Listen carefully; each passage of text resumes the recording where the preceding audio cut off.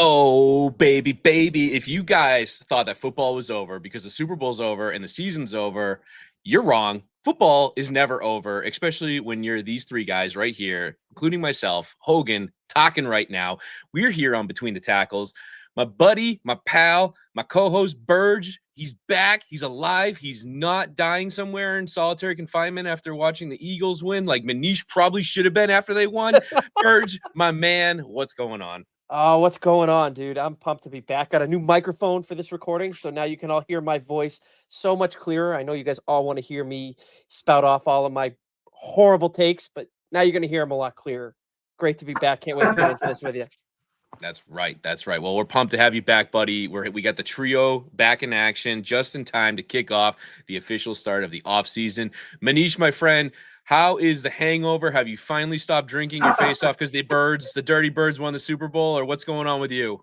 Yeah, it was fun. It's been a fun couple of weeks. I know we'll get into it at some point, but apparently Eagles players are not as happy with the organization as the fans are, as evidenced by the NFLPA grades that were released this week, which I found to be really eye-opening in some respects. Well, you know what? You want to talk about it. We're just going to dive right on into that subject, actually. So for you guys out there listening, this is going to be kind of a no agenda, off the rails episode. We got an agenda. We got some things to talk about, but we're going to be all over the place. We're going to be talking about the combine at some point. We're talking about team grades. That's what we're going to kick off with. We got a bunch of news to go through, including some stuff with Justin Tucker, Aaron Rodgers, the whole shebang. We're here for a good time, not a long time. So we're going to go over everything. But right now, Manish, my man, get us started. Let's talk, because you were the one that sent this to Burge and I usually take a peek at these, but you were the one that kicked it off with the official grades that the players take through. Is it through the union or the Players Association that they grade their own teams on? Get us started, man. Tell us a little bit about that. Yeah, this, I believe, is the third season that the Players Association, polls players anonymously, 1,600 players on, about 5 or 6, maybe 7 different topics. Well, and I know that the three of us talked about this earlier this week, but there were a few things that really stood out to me. I'll start off with what I just alluded to. The Eagles won the Super Bowl, second time in franchise history. You would think everything is great, but a couple things, at least within the Eagles report card, really jumped out at me. One is that Jeffrey Lurie, who is really lauded as one of the best owners in the league, if you talk to people around the league, even if you talk to Eagles fans, he only got a B, which is a little bit curious because, I've always, viewed him as one of the probably top 5 or so owners in the league for a number of different reasons. The other thing that I thought was really interesting about this report card that the Eagles handed out was they were bottom 5 in treatment of families. And I think the grade was a C- that the Eagles players gave the organization when it comes to treatment of families. So, you dig a little bit deeper and you think, well, what does that mean? Does that mean that, players can't get suites for their family members during games? Is it about where family members are after games when they're greeted by the players and hang out with the players after games? For the Eagles, at least, the biggest source of consternation among the players was that there's no in-game daycare for home games. And you would think, well, what does that even mean? Like, what can't these people afford having a nanny or something like that? But a lot of, believe it or not, a lot of players' families, they bring their kids to the games, and if they're old enough to watch the games, of course they're going to be with the mother or the girlfriend.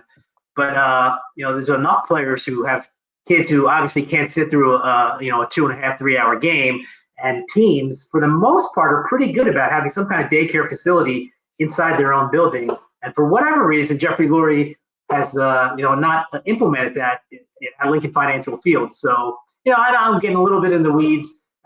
There's not that much to complain about if you're in the Eagles universe, but I did think that those were two interesting things with the Eagles. And then real quick, one other team. There's only one team in the league that did not receive an A in any of the categories. And really not surprising, but that was the New York Jets. No A in any of the, like I said, maybe 6 or 7 different categories. The Jets were also the only team that gave their owner an F. Woody Johnson, for a lot of different reasons that were outlined this season, in terms of how he dealt with firing the head coach in season, the general manager in season. That story in The Athletic that was really damning as it relates to how Woody Johnson's teenage son, Brick Johnson, has a lot of influence over him, which in turn, trickles down throughout the organization in terms of decision making. Maybe a little bit of hyperbole in that story, but I think the larger point is that the players were not happy with Woody Johnson, and by extension, it's also his brother Christopher Johnson. Being around both of those guys for about 15 years, it's not a surprise that they ranked dead last in the NFL in terms of how players view them from an ownership perspective. So again, a couple of things that jumped out. I think there was also, and it escapes me which team, but one team got the dreaded F- for one of the categories.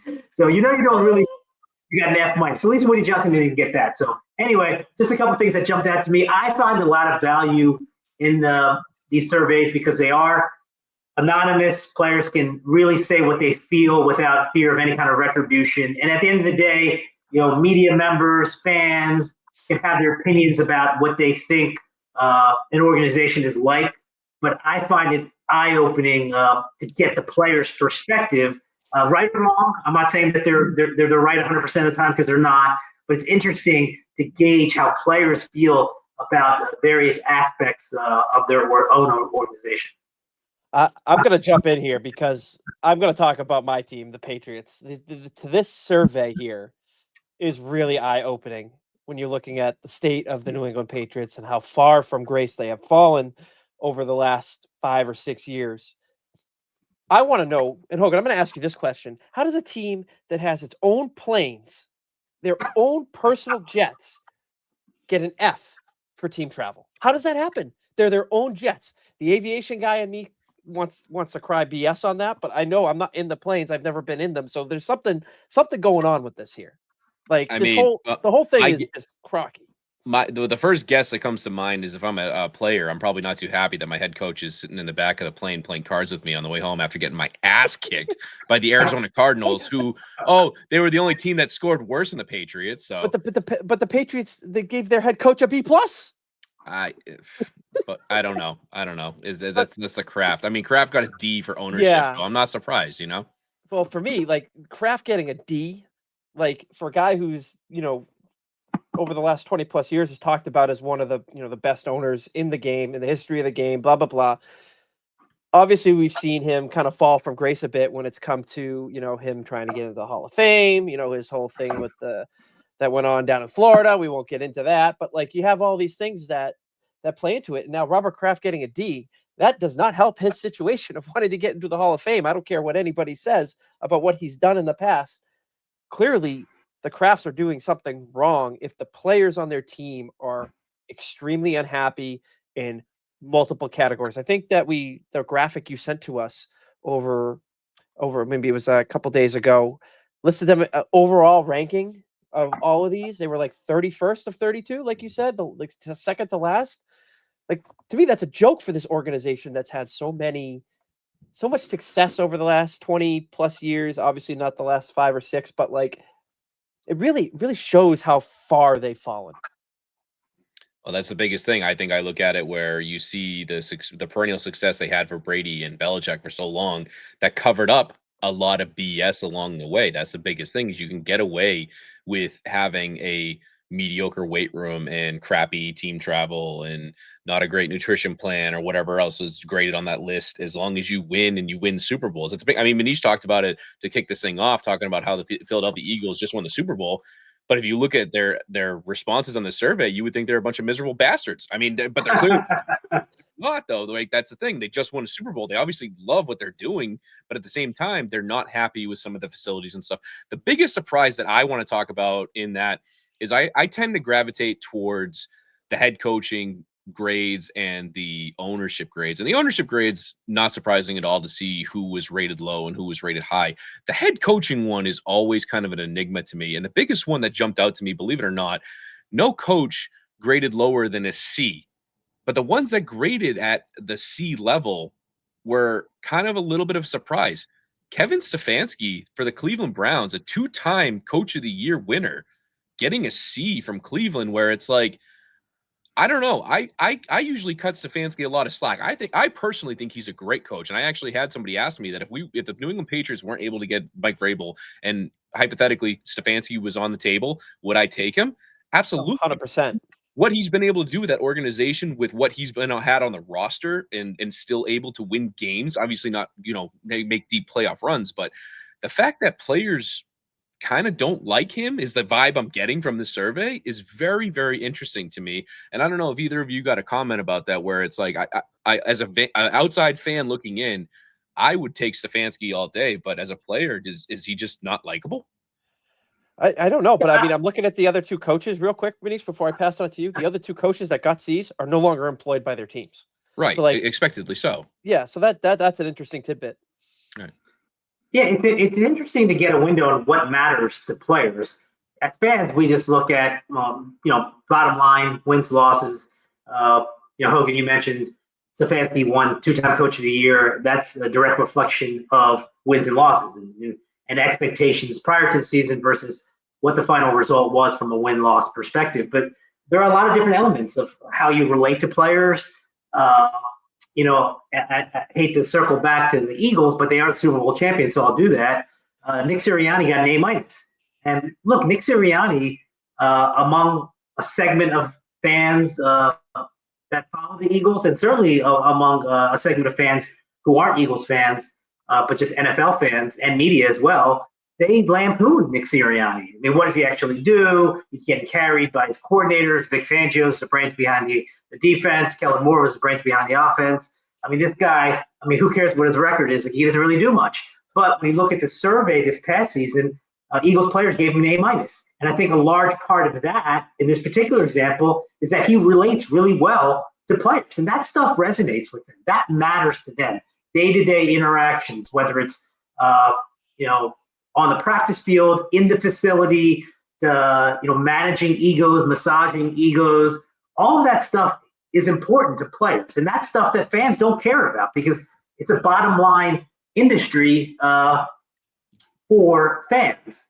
Is the coach winning games? Yes, so he's good. Is he not winning games? No, he's bad. Is he calling plays? No, well, then he's maybe overrated. In Nick Sirianni's case, that's certainly been one of the bugaboos with him. But I like these surveys because they really give you that window into what matters to players. Like the Bengals, for example, were really ticked off that their dietitian is only a part-time employee. And she is someone who's in the building, I believe, twice a week. They want her to be in, every day that the players are in, or at least 5 times a week, because, nutrition matters to players in terms of how they perform day to day, and that is not something that a fan would necessarily even think about. So I think it's fascinating. Some people don't take too much stock into it. I actually think it's one of the more revealing things that the Players Association does. It really gives fans an opportunity to see what's actually happening in their building. It's really a terrific idea. I don't remember who started it a few years back. But to me, I get a lot out of it. And, Burg, you were talking about team travel getting an F, the Patriots getting an F. At least they weren't the Bills, because the Bills actually did get an F- when it came to team travel. So, Good. They're better than the Bills in that respect. But, all joking aside, I really think it's a valuable piece of information that comes out in the offseason. And I enjoy looking through every team or most of the teams and, seeing surprises, things that really kind of I wouldn't have anticipated. But that's reality. This is actually real. Whether or not players are being overly sensitive or not, that's a different discussion, a different question. But this is telling you exactly how players feel about a handful of different topics.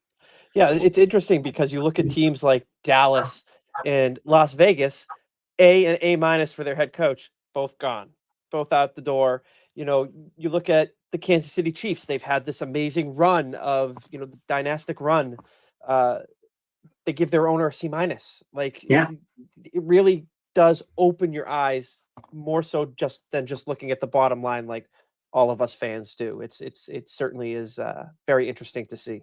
Well, I was going to say the reason why the Buffalo Bills got an F- for team travel is you'd give it an F- if you had to snow blow and dig out 10 feet of snow every time you had to try and drive to practice. So I completely get that. I would give him an F- every time too if I had to deal with that weather up there. Let's, gentlemen, great. It's interesting. Real quick, I know we got to move on, but real quick, one of the issues that Bills players had was that the coaches were getting business seats and first class seats, where the players, were stuck in first class. So I thought that was interesting. I mean, that obviously matters if that's the the feedback that they gave the PA. Interesting. Sean McDermott, you hear that? Cut the crap, man. Take care of your players on the planes, okay? Well, speaking of in that division with the Bills, we're going to move on to a guy that we love to smack talk around here, and everybody knows and loves him. His name is Aaron freaking Rodgers. He's no longer on the Jets. I mean, technically, he kind of still is, right? Unless they've officially released him at this point. But either way, he is not going to be playing for the New York Jets next year. The big question mark is, where is he gonna end up? And as of right now, there's kind of a hoopla going on with the whole Matthew Stafford situation that's going on in LA with the Rams, because I don't know if you've had your head underneath a rock, but apparently the Rams would love to get rid of Cooper Kupp, which is insanity to me. One of the best receivers easily in the NFL currently. And apparently Matthew Stafford's wife is on record as saying if Kupp's not there, Stafford's not going to be there, and it's opened a whole can of worms. Burgess, my man, who the hell is playing quarterback for the Rams next year? Is it Rodgers? Is it Stafford? If not, where the hell's Rodgers going? I don't know what's happening anymore. You're going to ask me as a fan, like, the guy needs to go away. Like, he was absolutely dreadful with the New York Jets in the year plus that he was there. Could he have a sense of resurrecting his career over the age of 40 with the Los Angeles Rams under Sean McVay? Sure, that's a possibility. But, looking at spots for him in places of what team is like, we'll say a quarterback away from really making a push to a Super Bowl. I feel like that would be the type of place that Rodgers is going to look to go. I don't think he's going to find it just based on his performance that he's shown with the Jets. I mean, hell, the Jets were better without him the year before than they were with him this year. So for me, I wanted to see him. Have a nice day. See you later. Goodbye. But I'm sure somebody will take a chance on it. You don't want to see him at the Raiders? No. I don't want to see him anywhere. I don't want to see him Manish, where's Rodgers going to be? Well, if Matthew Stafford does in fact get traded, then there's a clear opening there that would make sense. I think if you're Sean McVay and Les Snead, and if they are indeed going to move on from Cooper Kupp, which all indications are that they are, then you can just replace him with Davante Adams and to have a package deal with Rodgers and Adams going to LA, because I think reportedly Davante doesn't want to go back to the West Coast, so that would make a lot of sense. Aaron Rodgers is, no pun intended, is an enigma, which was the name of his 3-part documentary on Netflix, which, by the way, I did watch finally this week. And I don't want to veer off too much onto a tangent because I'm, want to do that. But I actually liked it a lot. I really didn't have that many expectations. I don't agree with everything Aaron Rodgers stands for, believes in, but there are certain things I absolutely believe. We're not going to go through the details, but I think there's a lot of things about him that are misunderstood.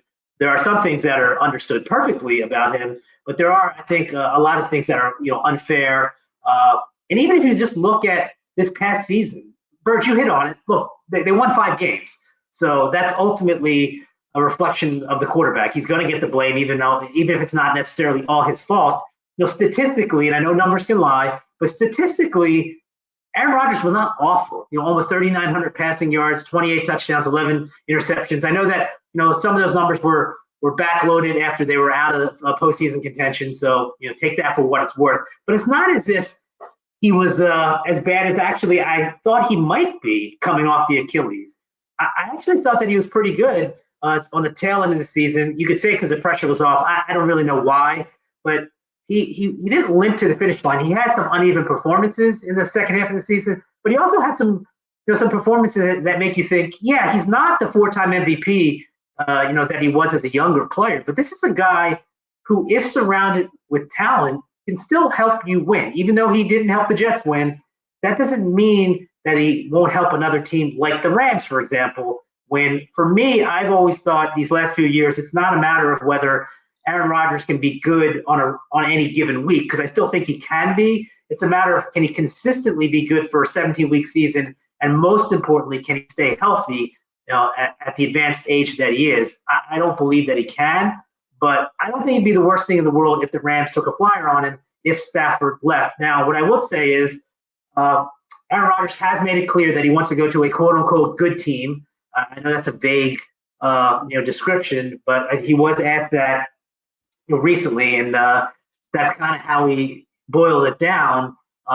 That being said, there's always rumors during Combine week. When you're at the Combine, every major decision maker in the NFL is there: head coach, general manager, a bunch of chatty scouts are there, a lot of information-hungry media members are there. So a lot of what ultimately happens over the next 3 to 4 weeks when free agency rolls around is actually discussed in the rumor mill in Indianapolis. And one of the rumors that came out, I believe Mike Florio from Pro Football Talk is the one who brought it to light, was that Aaron Rodgers actually reached out to the New York Giants to find out if they would be interested in his services. And clearly the Giants, you wouldn't anticipate being a playoff contender or a quote-unquote good team at this point. To me, that kind of indicates that maybe the market for Aaron Rodgers isn't as large as some people might think. Initially, we thought maybe 5, 6, maybe 7 teams. The Steelers were always in that mix. The Rams, when the Stafford news came out, were in that mix. Logically, you thought maybe Pete Carroll would be fine with him in Las Vegas, but maybe those options have really shrunk. So I'm very curious to see where he lands. He's going to play. He's not retiring. Barring some kind of life-altering experience that he undergoes over the next couple months. He wants to play. He's made it clear, and this was made clear actually in the documentary. He wants to end his career on a high note, and I think by every objective measure, regardless of what the numbers were this past season, leaving with a 5-12 record is not leaving on a high note. So he's going to be motivated to play. I don't know if he can stay healthy. I think the Rams actually make sense for him. If Stafford's gone, he's going to be a very cheap option, which is funny to say because he's Aaron Rodgers. And, by the way, Aaron Rodgers is number 1 on the career earnings list in NFL history. He's made more money than any player who's ever played. I believe it's somewhere in the $380 million range. Ironically, I guess, the guy who's number 2 on that list all time, I believe, is Matthew Stafford, or Stafford's in the top 5. So these guys, have made a lot of money, but I think that he would be a relatively cheap option for the Rams, a lot cheaper than what people might actually think, because I don't think money motivates him now. Clearly, as I said, almost $400 million in career earnings. I just think he wants to be in a place where he can succeed and end his career. And I think the Rams would be a really good spot for both sides if Matthew Stafford is dealt. Maybe we can send our boy Joe Scher to a ayahuasca retreat with Aaron Rodgers, and we can get some inside scoops. They've got footage in the documentary. Not my thing. More power to the people who were there. A couple NFL players, I think Jordan Poyer and Adrian Colbert, were also part of that particular group. A documentary crew was out there. But not my thing. But it's interesting. Not something I don't think I would ever participate in. But hey, look, it works for Aaron Rodgers, and it works for a lot of people. So who am I to criticize or judge that? Hey, all we needed was Aaron Rodgers to play one snap of the season after his torn Achilles, and he would have ended up in the ayahuasca trip with on his own to figure it all out. He made a bet with himself. He almost lost it. We almost got to witness it, but Joe got off the hook. I'm just waiting for when Jalen Hurts has his Enigma documentary. That way Manish can absolutely bash him over and over again like he loves to do on here. I got to bring it up. Hold on. Like I said in previous podcasts, I get enough heat from my friends on a text chain. But look, you got to give credit where it's due. This week, Jalen Hurts was recognized as the Philadelphia Citizen of the Year for all of his charitable efforts. So kudos to him on that, and I'll leave it there. I'll leave it at that for now. I was gonna say, he's got the Citizen of the Year because he's the only one that didn't climb a street pole or punch a horse at this Super Bowl parade, but that's okay. I won't go there. Look, he was promoting product. He's part of the Michael Jordan brand, and he had the Love Hurts. I don't know if you guys saw this, but he had the Love Hurts sweatshirt that he was peddling during the Eagles Super Bowl parade. Can't be worse than what is this Gardner Johnson sweatshirt. We're not going to talk about that though. We're going to move on to the next subject. But obviously, we just talked about Aaron Rodgers, his potential there. Former Packer, so we got to stay in the news cycle with what the Green Bay Packers did, and kind of going off of that with your Philadelphia Eagles there, Manish. The Packers were the lone team to put in a rule change to eliminate tush pushing. No more pushing the tushes. They don't want to see it no more, which as a football fan, I'm kind of torn because I think it's an awesome play. I love seeing it. And it's one of those things that if you can't stop it, it's on you. I mean, that's the whole point of an offense versus defense is you're paid to stop the opposing team. And if you can't do it, well, I'm sorry, that's your fault. And the fact is, the Philadelphia Eagles have only won one Super Bowl since they started doing the tush push. Because they didn't do it when Nick Foles was there back in the 2018 season. No, it started with Hurts, yeah. It started with Jalen Hurts. So at the end of the day, it's not like they're winning every single football game. They're the most dominant team in the history of history because of the tush push. It's just a competitive advantage they have for their offensive line and their quarterback. Burgess, I'm going to start with you on this one. Does this play deserve to be banned, or are the Packers just hating? See, I like you, I'm torn because other teams have tried to, mimic what the Eagles have done, and they cannot execute it in such a way that it is almost an automatic play. Most of the time, it does convert what they're trying to do, and this goes for any team in the league, but the Philadelphia Eagles are far and away the best team at executing it. But for me, the defense is at such a disadvantage when the quarterback snaps the ball and he's got two guys behind him pushing him forward. Like, to me, that part of it is, I don't want to say it's an unfair advantage because, like you, I believe your mentality on it is, well, you can't stop it. It's 100% on the defense. But at the same time, there's so much mass and force going forward when you have these big, large men pushing each other, especially from behind, and getting that real tush push that I watch the play and I'm like, every time I see any team really line up, I expect a conversion. If a defense stops it, it's like, wow, fantastic play by the defense to stop it. Because at the end of the day, it almost does seem like an automatic conversion of whatever they're trying to, whether it be a first down or a touchdown. Real quick. Okay, real quick. Going back to the Patriot days with Tom Brady, he was the master of the 3rd and 1, 4th and 1 conversions with no assistance push. So, but they didn't call for it to be banned then. It's now that the Eagles have taken advantage of a different side of it. Now you have a problem with it. I'm playing devil's advocate. I understand. I'm looking at it from a different perspective because when Brady snaps the ball, it's just him going forward with it. He wasn't getting help from anybody behind him. It was basically, I'm gonna take the ball and I'm gonna beat you on his own. Now you're getting two guys behind really pushing forward. Now I know that they did a search on the stats basically for injuries on the play of the tush, because I want to say that might have been part of the motivation, is that these linemen are getting down so low that maybe more injuries are coming out of it, which was not the case. Like, there was no significant data to indicate that more injuries occurred because on this play than any other play in football. So see, I'm gonna be that guy that's not gonna pick one way or the other, because like one part of me says, what a loser. Pick a side. Okay, Pick a you side, said bro. the same thing. You said the same thing, Hogan. Oh, I'm torn on this. I don't know which way I'm gonna go. I'm the one giving you the question. I'm making. Okay, let me ask you. It works. Let me ask you. What? Should they ban it?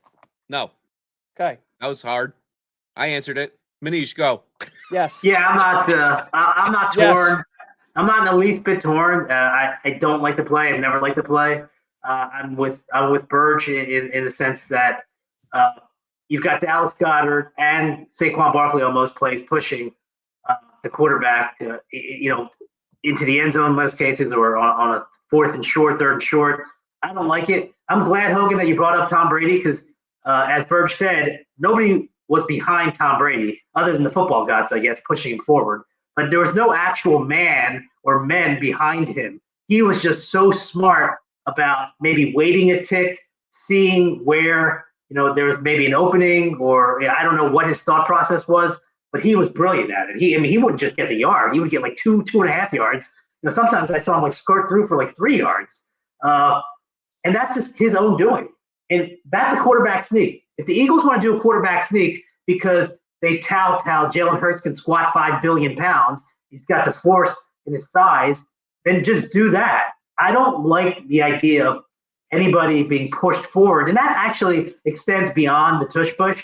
I don't like it when a running back's in the open field and it's kind of like held up by a couple of would-be tacklers, and then an offensive lineman comes running from 10 yards down the field and kind of like spearheads himself into the pile to push the running back forward. I don't like any kind of forward assistance by teammates. Obviously, it's in focus because of the tush push. And you're right, Birch. There was a study that the NFL revealed this year that said that there were no injuries. However, that doesn't mean there's not a potential for injury. And I think, honestly, that Chris Jones in the Super Bowl did get hurt on the tush push because he lined up really like perpendicular to every other offensive and defensive lineman. He was like lined up sideways, and he may have hurt his shoulder or, I don't know, arm, tricep, whatever it may be. And you could say, well, hey, that's Chris Jones' fault. I mean, who lines up like that? You shouldn't do that. Sean McDermott, I think, of all the people who came out this week and kind of questioned it, Raheem Morris was very vehement about not liking it. Sean McDermott even said he didn't like it. And I thought that was ironic, only because toward the second half of the season, or for really at least in the second half of the season, maybe even longer. But I remember the second half of the season, the Bills using the tush push with Josh Allen. Well, with a lot of success, but not nearly as much success. They did it in that playoff game, and they did not have the stopped, success. right? Yeah, right. But I think like when they were using it in November, December, I think it was actually working pretty well. So I thought that was interesting that the Bills head coach would come out against it when he used it himself. I just don't think it's a football play. I mean, I don't know if it's a rugby play. That's the easiest thing for people to say. I'm not even saying that. A buddy of mine and I were talking about it this week, and he showed me footage from the 1923 Michigan State game, which it looked like they were doing tush push type stuff. I'm like, are we really doing that? Like, we're going back to the 1920s, pre-stock market crash, pre-depression? Like, this is ridiculous. I don't think it's even necessary for the Eagles. I know that Nick Sirianni came out this week and took it as a personal affront that teams would dare, talk out against the tush push. It's almost like, how dare they? We do it better than everyone else. Yeah, they do it better than everyone else. Initially it was because Jason Kelsey was so good at doing certain elements after the snap, and Cam Jurgens, their new center, is doing very similar things. If they go to the left, Jordan Mailata, who is actually a former rugby player from Australia, is really good at some of the technical elements of the push as well. I just don't like it. And frankly, I don't think the Eagles need it. All the tush push does, in my estimation, is take out any drama, because Burge, you said it's basically a guarantee or a lock. And secondly, all it does is pad Jalen Hurts' rushing stats. Now, if I have to hear one more time about how Jalen Hurts has X amount of rushing stats and it's more than Cam Newton, like anybody who's watched football over the last 20 years knows that Cam Newton is a better running quarterback than Jalen Hurts. And look, Jalen Hurts is fine; he's a fine player, but every comparison, I know I'm going on a tangent, but I just have to say it because we're talking about the tush push. Every comparison between Jalen Hurts and quarterback X is, what are his total touchdowns? When you're not talking about Jalen Hurts, common sense tells you, when you're comparing quarterbacks, how many passing touchdowns do they have? They're quarterbacks. They're supposed to throw the football. And when you include these fugazi tush-push touchdowns into Jalen Hurts' total touchdown number, it really shouldn't irk me. I'm an Eagles fan. I love when the Eagles win. But to me, it's such a fraudulent way of stacking up a quarterback's greatness. And to me, again, Jalen Hurts is a fine player. He's a Super Bowl champion, just like Brad Johnson was. Brad Johnson had some good years. I'm not saying he is Brad Johnson. I think he's a little bit better. Yeah, well, Trent Dilfer was a complete journeyman who rode the coattails of the Ravens defense. And he only started half that season or three-quarters of that season. Tony Banks started before getting benched. Now, Jalen Hurts he's a higher quality player than Trent Dilfer. But this idea of like putting him on a pedestal in rarefied air with Joe Burrow and Josh Allen, who, I know they haven't beaten the Chiefs and Patrick Mahomes, and saying that Jalen Hurts is good or better than those guys, it's just laughable to me. Like, watch football. If you watch football, you know that Joe Burrow and Josh Allen are better quarterbacks than Jalen Hurts. Now, what Jalen Hurts is a champion, and he'll be a champion forever. You can never take that away. But I just think that the tush push, for a number of different reasons, and part of it is, admittedly, this elevated status that Jalen Hurts has because of these fraudulent rushing touchdowns that he accumulates via tush push. I don't know, irritates me. And again, I'm an Eagles fan, so take that for what it's worth. Get my checklist out. Make Manish mad about Jalen Hurts. Ching! Done. He's a good player. He's a good player. He's a good player. He's not a horrible player. He's a good player. He's just not what Eagles fans that I have to hear from every day. He isn't what they think he is. And they think he's the second best quarterback in the NFL. And frankly, he's not even close to that. And he's not. He's not. I'm not going to fight you on it. I'm 100% in agreement. I just like getting you all fired up. That's my job. Usually I make Burgess fired up. Now I got to make you fired up, Manish. That's just how we roll around here. I mean, I got a friend who's a fraudulent Steelers fan. He's born and raised in the Philly area. He's a Steelers fan because he supposedly remembers being in his crib watching the Steelers win Super Bowls in the 70s. And that guy's all over my back. So he's just all over me when it comes to Hurts. And I'm like, dude, you're not even a real fan. Like, you're a Philadelphian who's a Steelers fan. And the guy literally wore Steelers gear to the link and rooted against the Eagles 3 months ago. And now he's pretending to be an Eagles fan because, the Eagles are Super Bowl champions. Oh, that's the worst. Get out of here, band. It's terrible. It's terrible. His name is Wade. I just want to make that. I'm going to let him know that I gave him a little mention in the podcast. Yes. Yeah. Yes. Shout out, Wade. Shout out for being a bandwagon. I'm on your side, Manish. We don't take kindly to that around here. Yeah, great guy. One of my close friends. But he's completely off on this. Well, obviously. All right, gentlemen, before we get any further along here, we are going to take a very quick ad break to hear from our sponsors. Don't go anywhere. Between the Tackles, we'll be right back. All right, welcome back to Between the Tackles. Again, I am Hogan. I'm here. I'm getting Manish fired up. I'm getting Burgess hopefully fired up soon enough with our no agenda off-season kickoff party that we got going on here, because again, football season is technically over, but for us, football season never ends. That's just how things go around here in the world of Between the Tackles. Come on, we're not going anywhere. You're not going anywhere. Football is certainly not going anywhere. Gentlemen, let's move on to some more topics that I've been, dancing across the news wavelengths here, and one that's a little bit interesting that, again, we haven't gotten all the information that's technically come out yet, but we've already gotten statements being made by both the player and his wife now. I'm, of course, talking about Justin Tucker, who seems to find himself in a world of trouble, a la almost a Sean Watson-ish kind of things going on with accusations being made with massages and all that. He recently came out and said that he's not guilty of anything, but that he's sorry for the way that things have been going on. His wife backs him up 100%. Burgess, I'm going to throw it to you first. Justin Tucker had a very off year last year for considering the standard he set for himself and what he's done for, I think, the last, 13 years he's been in the NFL. He's arguably, if there was no Adam Vinatieri, I would hands down say Justin Tucker is the greatest NFL kicker I've ever seen. But there is an Adam Vinatieri, so he's the second best kicker I've ever seen, and obviously he's a Texas guy, so I gotta love him. But I gotta ask you to start off with: is Justin Tucker's career over, or what's going on here?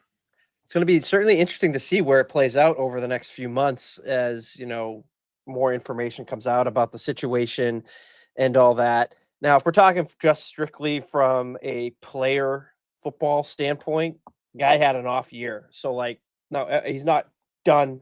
For that reason, I don't believe the Ravens are going to move on in any way. We're talking about the football side of things, but if certain things start to continue to come out in regards to this issue, you could very well be seeing, I don't want to use the word canceled, but something along those lines with Justin Tucker, which, as a football fan would be, really disappointing to have happen because, like you said, he is one of the greatest kickers of all time. Certainly the best kicker of like this generation of football, post Adam Vinatieri. And, to see that happen because of some really poor choices made by the player, if it turns out to be, true, that'll be real disappointing for the football fan in me to see that. Just, despite my feelings of watching Justin Tucker kick in games against the Patriots in the playoffs, where it was like, come on. I remember when Billy Cundiff was the kicker and he shanks the kick in the AFC Championship game to send the Patriots to the Super Bowl. We love Billy Cundiff around here. There's no Billy Cundiff bashing. He is one of the best kickers of all time. We love him. Thank you. Thank you, Billy Cundiff. Exactly. And then sure enough, the next year, right after that, the Ravens get the best kicker of this generation out of that. So yeah, I'm gonna reserve judgment on it until all the facts are out and everything's decided on it. But yeah, just saying if it goes, the wrong way for Justin Tucker, it'll be a real disappointing thing for me as a football fan. Manish, you got anything to add? Yeah, I'm going to echo some of what Burg said. It's easy for people on social media, fans, people who have podcasts to kind of cast aspersions in a situation like this, but you really do have to wait until there's more information out there. And, some skeptics would say, well, 16 people coming out and alleging, similar things, isn't that enough for you? Even so, you don't know the details. I find it interesting that Tucker has, essentially doubled down and apologized twice, because he had his initial apology several weeks ago and came out this week and reiterated that a little bit more in depth. I think, he said he didn't intend to cross any boundaries or disrespect anyone. He did apologize if if some people felt uncomfortable, because that's, that was never his intention. Hogan, as you said, his wife came out, fully supported him. He's a husband, he's a father. Those are important things to consider. I know the fans don't care about that kind of stuff, but when you have these types of allegations, you really do have to sift through each one to, find out what, as much as you can find out what may or may not have happened before come to any kind of conclusion. I think the NFL will be very judicious about that. Eric DeCosta, the Baltimore Ravens general manager, and John Harbaugh were very careful with their words this week. They obviously have a lot of respect for Tucker. I know that Harbaugh and Tucker are very close, have been for a very long time. Not just because he's a great character, but for a number of different reasons. So you really do have to see how this plays out. I know this is a broader statement I'm about to make, but something that I think teams should really consider, which is players feel comfortable around specific people to do massages. So I don't think that teams should necessarily mandate team employee masseuses to work on them. But I do think that it's feasible for players to have their preferred masseuses come to the team facility and have the work done on their bodies in the team facility. Maybe to have more of a quote unquote controlled environment. I don't know, just something, I'm just kind of spitballing here and brainstorming, but I do think in this particular case, it's so easy on social media to point fingers. Ultimately, they may turn out to be correct, like in the Deshaun Watson case, but they may not. And it's so easy in this day and age, especially on X, to kind of, cast aspersions and then have some kind of moral outrage, and then somebody else kind of piles on that moral outrage. And next thing you know, there's this snowball effect, and that can really affect people's lives. Whether it's a player or not a player. You see it all the time. It's one of the really ugly parts of social media, and I've seen it myself. But on a much larger scale, Justin Tucker is just getting destroyed on social media by people that don't know the facts. They don't know what happened, but they're morally outraged. And, the louder you are, the more outraged you are in a scenario like this, the more you feel like you're being heard when you really don't know what you're talking about. And let's be honest, the three of us really don't know what we're talking about when it comes to this topic. We just know what the allegations were. We know one player one person is denying them, and beyond that, we don't know the details. It's just easy in this day and age to pile on athletes, and again, sometimes it bears out to be correct, but a lot of times it doesn't.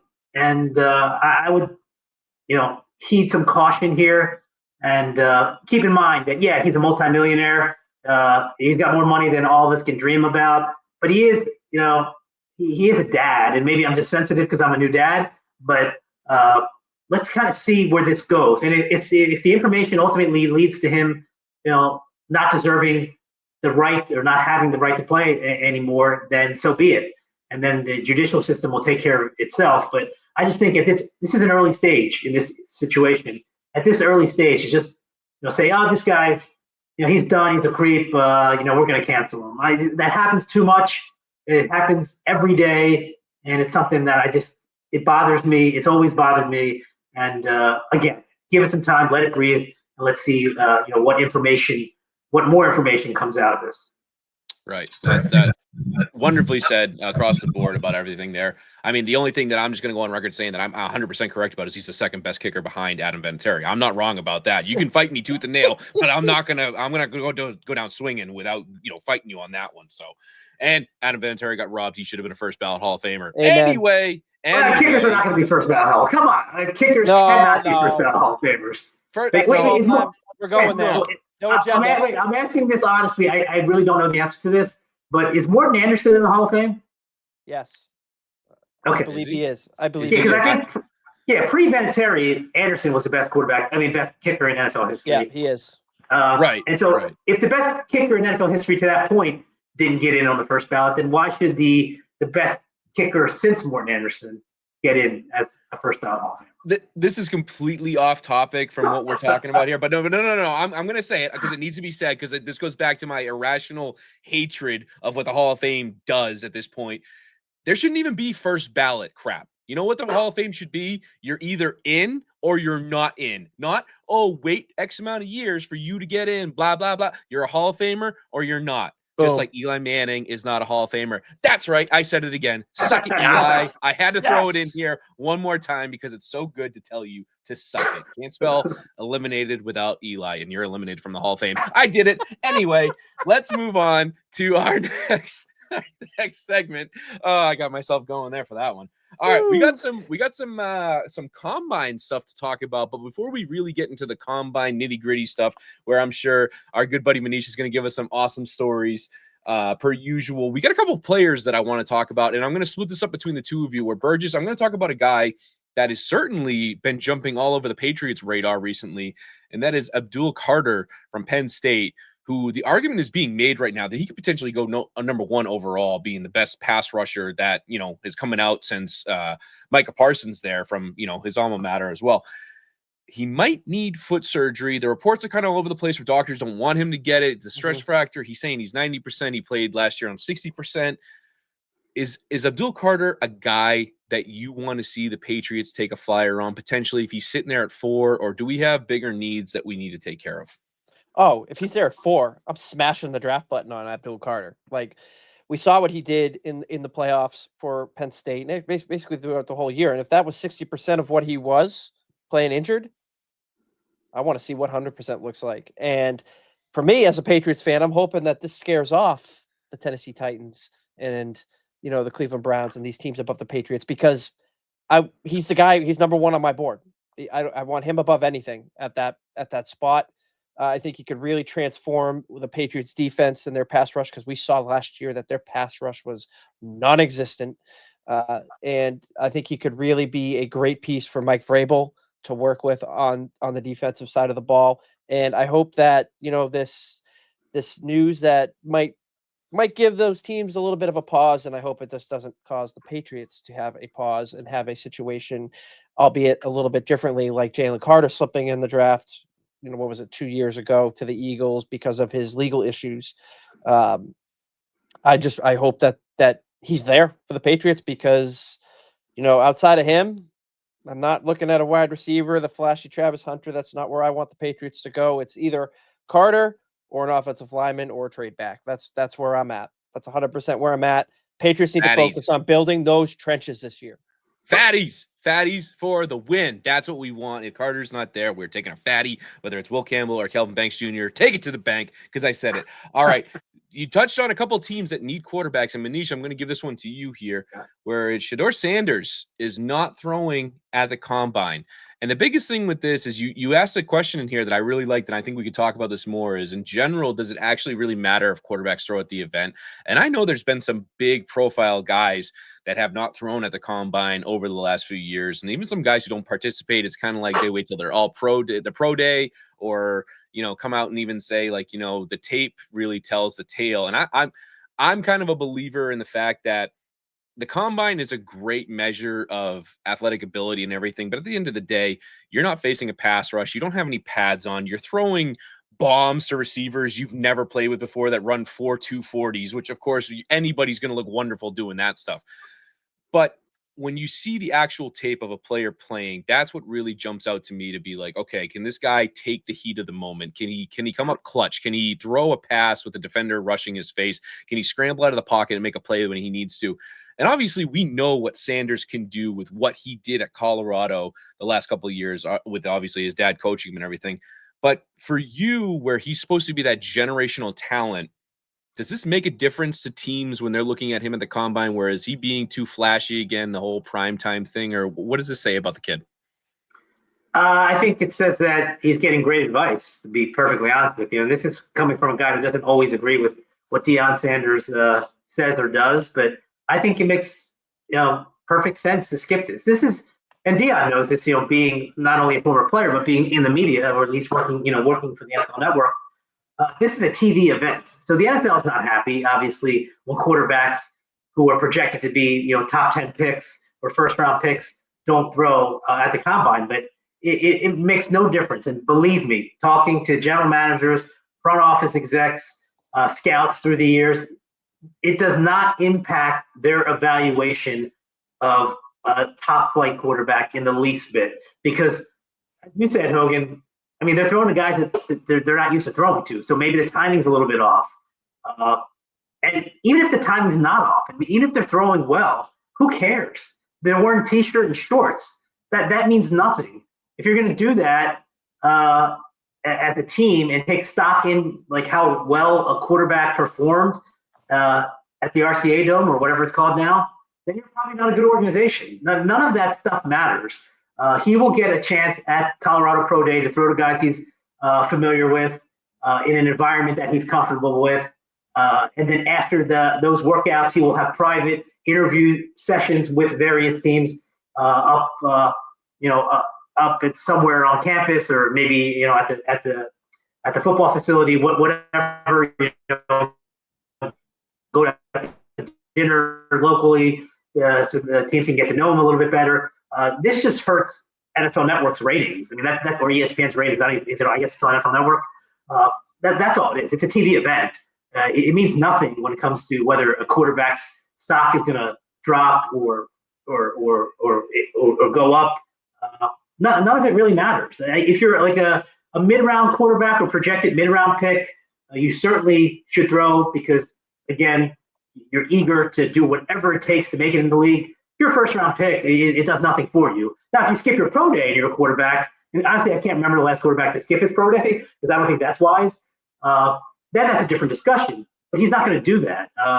The bigger question for me when it comes to Shedeur Sanders specifically is he actually talented enough to be a difference maker at the quarterback position in the NFL? Because I didn't see a lot of dynamic plays from him, but I want to be fair because Colorado's offensive line was awful, so he took a beating. Maybe that affected his decision-making from time to time. He did have a fair measure of success, but I don't think he's a dynamic player. But I'm not a scout. I'm the same guy, and I'm not going to mention different quarterbacks in the league now. And I've whiffed a lot on different quarterbacks. I've been right a bunch, but I'm not a scout, so I'm not paid to go to the college games and watch these guys perform. What I do know is that I have seen a fair amount of Colorado games simply because of the hype surrounding Deion the last 2 years. So I've seen Shedeur play, and I don't think he's really a guy that I would take with a top 10 pick. I don't know, desperate teams will make desperate decisions. You see that year in and year out. So maybe he does go top 5. I tend to think that he won't. I think there'll be a desperate team, but I think that team will probably be between 5 and 15, and I think that's kind of where he lands. I know the conventional wisdom throughout the season was Ward and Sanders would go 1, 2 in whatever order. I don't think that's the case. I think a guy like Abdul Carter will be the first non-quarterback taken. Sorry, Patriot fans. I'd be stunned if he's not one of the first 3 players taken in this draft. I think there's a real chance he'll be 1. I certainly think that the odds are high that he'll be a top 3 pick. He's the difference maker that, if he's healthy, will not disappoint at all. He's a stress reaction. The latest word is that he won't need surgery because it was really preemptive surgery, which is not something you want. A stress reaction, if not taken care of properly, can morph into a stress fracture, and then you're kind of screwed. But the stress reaction part of it is kind of like when you have tendonitis in your rotator cuff. If you don't take care of it, it's going to become a rotator cuff tear, and then you're going to need surgery, and you're going to have a whole boatload of problems. So maybe rest, is enough for him. I just know the guy's a great player. I mean, anybody who watches college football, even a little bit, knows that he is going to hit the ground running and be a difference maker from week 1. Absolutely. And, well, I hope you're wrong, and I hope he is playing for the Patriots. No, I'm just kidding. We'll see what happens. Obviously, you never know with the draft stuff that always goes on with everything where, teams always do crazy things leading up to the draft. And obviously, we still got free agency to get to at some point. But the big thing, obviously, Manish, I kind of want to go back to you a little bit, is the whole idea of the combine, where these teams are obviously so interconnected with each other, where you have so many scouts, you have so many GMs, you have so many coaches that are there talking to different players and different facets of this game, where there's got to be some shenanigans going on at the combine, right? And of course, I'm going to use that word that everybody throws out there, is the tampering. The tampering is going on, right? How much do we actually see happening at the combine at that level? You see it at every corner. For people who are unfamiliar, the combine's in Indianapolis, and the stadium is right next to the Indiana Convention Center. So for anyone who's gone to any convention center in any city, you know how cavernous a convention center is. There's hallways all over the place. And in Indianapolis, you've got the JW Marriott, you've got the Marriott, a few other hotels that are connected to the convention center. So whether it's in the hallways, in a corner, I've seen that many, many times over the last 15 years, where you have an agent talking to a general manager and or head coach in a corner. A lot of times they're in hotel rooms. Many, many times they're at different bars inside the hotels. There's a couple of Starbucks and a couple of these places where they're just sitting out in the open. There's also places, for example, there's a place that's connected to the Marriott that a lot of people go for lunch. One random day I saw a high-profile agent who represented probably, I would say, like 30% of the top flight free agents at that particular time, about 10 years ago, who was just sitting in the back having lunch with Bill Belichick. And then you have to cross-reference, well, who does this agent represent who's in free agency this year? And then you do. And then it's funny to see, a few weeks later, the Patriots sign, one or two of his clients. And that, those deals are done over lunch, or having a beer, or sitting in the hallway in a corner. It's actually pretty fascinating. Fans would absolutely love it. If they could put away their phones and their cameras and just kind of walk through the convention center and go to the different hotels and the different bars and like I said, Starbucks or coffee shops, they would be absolutely stunned any given time during the course of the week. Any given day, any given time during the day, usually, before dinner, before 6 o'clock. So, basically you're talking free reign from like 9 a.m. to 6 p.m. You'll see head coaches, general managers, and agents who fans probably can't recognize. And they're just sitting there and they're talking, they're making deals. I mean, this is what's actually happening. They are absolutely making deals. I remember, without giving away names, I was coming up an escalator, and a prominent agent, again, I would say probably one of the top 5 or 6 agents in terms of clientele in the NFL was going down the escalator.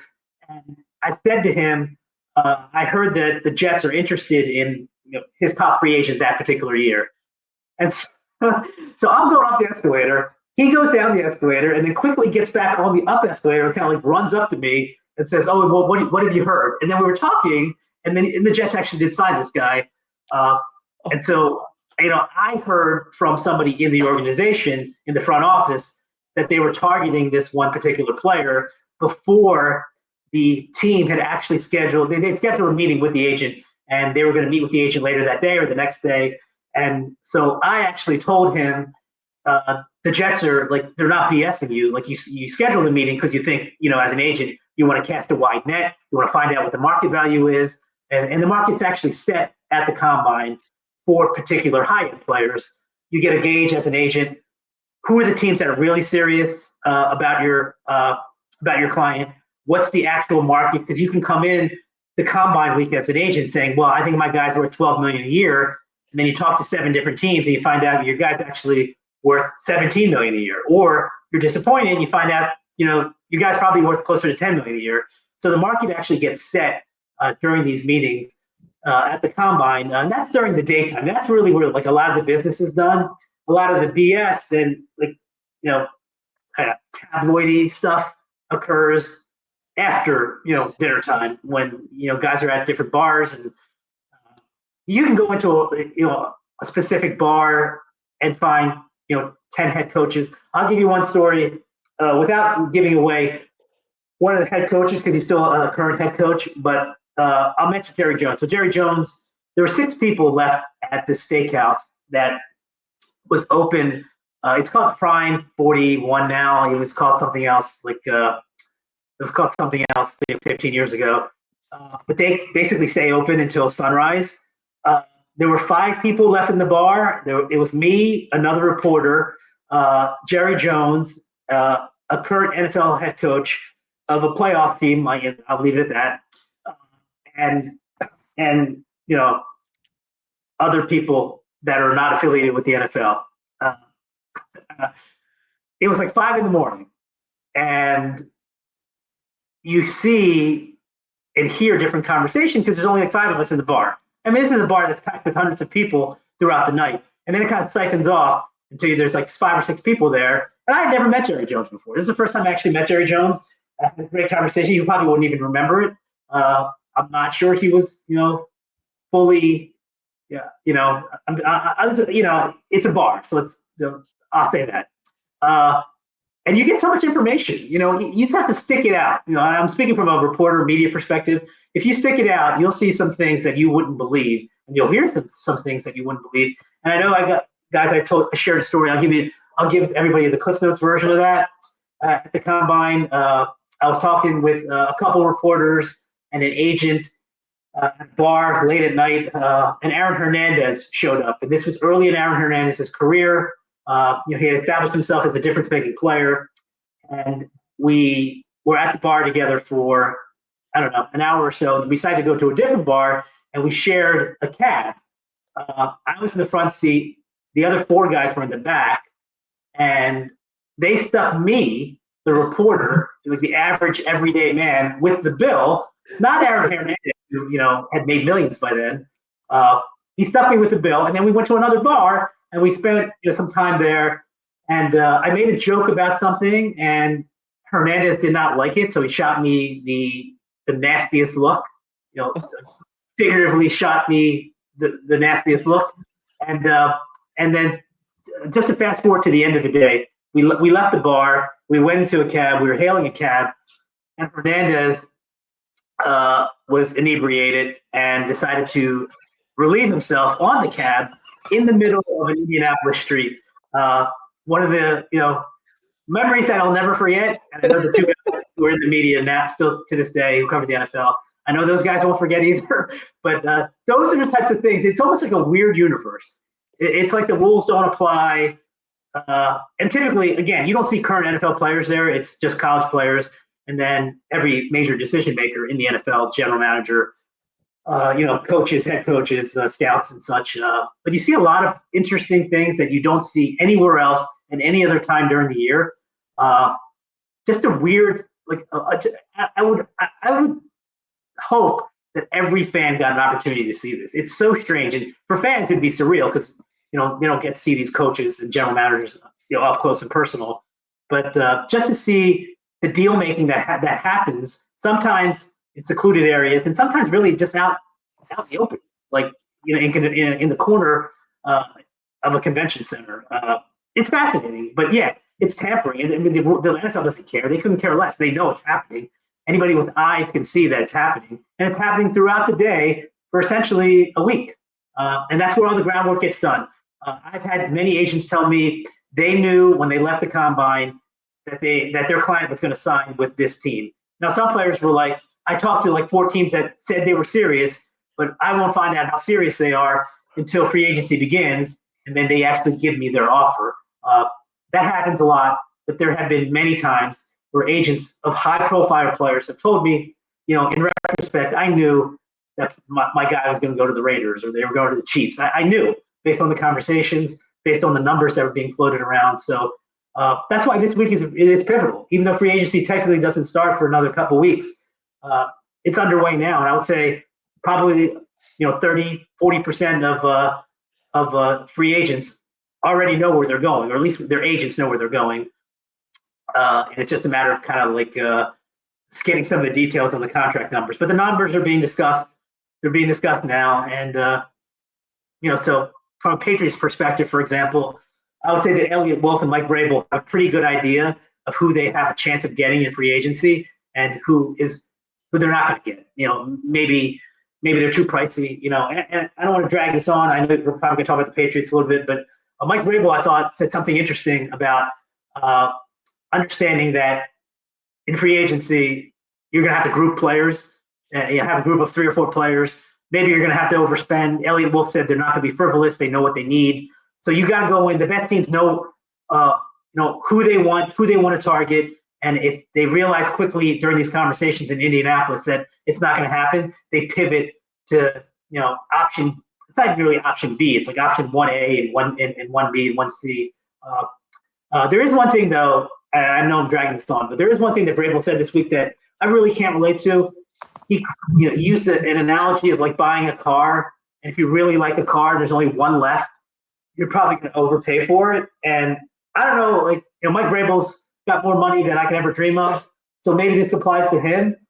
I've never in my life overpaid for a car because there's only one car of that style that I liked. Like if there's only one car and you're not getting a good price, you walk away. So I don't know. I thought that was kind of funny. In my life, I'm not overpaying for a car because there's only one Honda Accord left on the lot. I'm just going to go. Well, I got 2 things out of that. First and foremost, I need to take time off from work at some point in the future to go to the combine to just see what all the shenanigans are about. And then number 2, I don't know if they're still doing that Hernandez show, but if they are, I can't wait to see who they cast as Manish Mehta to be on that episode. No, there's only leaving himself on a taxi. I got to see. There's only 4 people there's 4 people that know that story. 3 media members and 1 agent. So, I think it's in the vault. I mean, I just took it out of the vault, but it's just too good of a story to pass on. That's one of the best stories I've heard. One of the best stories I've heard too. It's unbelievable. Well, before we wrap this up, you kind of brought up the Patriots a little bit there, and I'm going to throw it to my buddy Burg to fill in the gaps here. But at this point, buddy, have you heard anything that is exciting you more about the whole Vrabel tenure kicking off the way it is, like Manish was talking about, potentially with the spending? I know the salary cap was recently just raised to, I think, the highest ever. Patriots they're going to be pissing out money everywhere because they just have so much of it if Kraft actually decides to spend it, trying to improve that D on his ownership there. But did you hear anything? Did you hear anything that getting you excited going into free agency or the draft for the Patriots? Just listening to him talk just makes me truly believe that there's finally some competency back with this team. So I'm excited to see where they go. Obviously, seeing guys like T. Higgins and Trey Smith get the franchise tag kind of is like, well, those are 2 big names that, were linked to the Patriots who they were going to maybe be pursuing in free agency. So, that takes a little bit of a hit on it. But just listening to Vrabel talk, and obviously the allure of having all this money for free agency and a high draft pick, there's just excitement everywhere. Like I'm counting down the days until the legal tampering period, so they call it, before free agency actually opens, even though, as Manish just told us, tampering occurs before the legal tampering period, before free agency starts. It's all convoluted. Like, just get rid of it all. Anyways, but everything about it just has me finally excited for the Patriots for the first time. Probably in like 3 years. I was excited going into, Mac Jones' second year after the playoff appearance in the first year, and obviously we know how that ended up for us Patriots fans. But just overall, it feels like they got their shit together. They actually feel like, I don't feel like I'm listening to Gerard Mayo saying we're going to burn cash and then walk the comment back. Where Vrabel's kind of like, well, hopefully we're going to be aggressive. We have the money, hopefully we're going to take our approach. We know what we need, and be smart about it. So to me, I'm very excited for the next, we'll call it 3 months of the offseason between free agency and the draft to get moving along here and see what the team's actually going to look like going into 2025. Agreed, because I know one big thing that caught a lot of Patriots fans' attention was the release of Taki the other day, which honestly was an Elliott Wolf signing. That was his guy. That was a big thing last year that a lot of people talked about, where it wasn't so much Gerard Mayo was gung-ho for him. It was an Elliott Wolf thing. So a lot of people kind of raised their eyebrows at that, being like, okay, well, clearly Vrabel's got a say in this, because if it's Wolf's say, he's probably keeping him because he pinned him as his guy, where Vrabel's like, no, hit the bricks. You're not on my team. And he's obviously come out and said that the roster is going to look significantly different at the end of August than it does right now, which is music to my ears, because that roster was dog shit last year. I'll say it. I don't care. It was horrible. The team was horrible. I don't know. They should have gotten Fs on everything as far as I'm concerned in their little survey thing there. I'll say it. I'm not a player, but I'll vote for it. Give them all Fs as far as I'm concerned. Hopefully this year gets off to a better start than last year. Certainly seems to be that way with Mike Vrabel at the helm of things. We will love to see some changes around here. But speaking of changes, gentlemen, I think that's everything we got going into this brand new offseason of 2025. As always, it is a blast kicking it with you, listening to ridiculous stories from our guy Manish down there. We love hearing him all the time. You listeners out there, I hope you appreciate him as much as Burg and I do. Burg, my man, it was great having you back. Without further ado, gents, I think that's a wrap. You guys got anything else before we sign this diddly-do? I don't know why I just said that. I just feel like I'm just rambling. I'm trying to take a page out of Manish's book. I'm just rambling at this point. I don't know what the hell I'm trying to say. I did not have. What did you say? Diddly do? I did not. I have don't that. know. That just came out. I didn't have that on the bingo podcast card? bingo card. Yeah, I didn't have. Well, we'll put it down there, because I'll make sure, just like my Jalen Hurts piss you off moment, I'm gonna add it to the list going forward. Burgess, my man, take it away. Peace. Later.